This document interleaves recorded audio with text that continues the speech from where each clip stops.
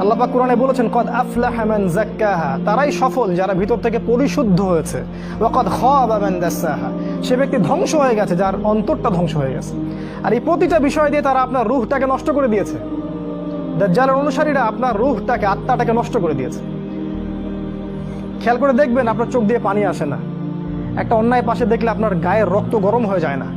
উম্মার মানুষদেরকে যখন অন্যায়ভাবে হত্যা করা হচ্ছে, আপনার ভিতরে কোনো ফিলিংস জাগে না। আপনি খেয়াল করে দেখবেন যে আপনি ঘন্টার পর ঘন্টা পর্নোগ্রাফি দেখছেন, জিনা দেখছেন, 3x দেখছেন, কিন্তু আপনার ভিতরে কোনো ফিলিংস কাজ করে না, মানে কোনো অনুশোচনা কাজ করে না, কারণ আপনার ভিতরটা নষ্ট করে দিয়েছে তারা। আল্লাহ রসুল বলেছেন, যখন মানুষ একটা পাপ করে কলবে একটা দাগ পড়ে, আরেকটা পাপ করে আরেকটা দাগ পড়ে, আরেকটা পাপ করে আরেকটা দাগ পড়ে। যদি তওবা করে দাগ উঠে যায়, তওবা না করলে দাগ পড়তেই থাকে পড়তেই থাকে, এক পর্যায়ে এই কলবটা দুর্গন্ধযুক্ত কলব হয়ে যায়।